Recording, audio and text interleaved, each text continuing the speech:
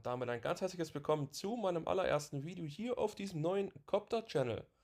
Ich möchte euch mitnehmen zu meinen Anfängen des FPV-Copterfliegens und das Ganze mache ich mit der DJI Neo in Kombination mit der DJI Googles N3 und ja, wie gesagt, blutiger Anfänger, aber ich möchte euch dem Ganzen so ein bisschen teilhaben lassen und wünsche euch ganz viel Spaß und los geht's nach dem Intro.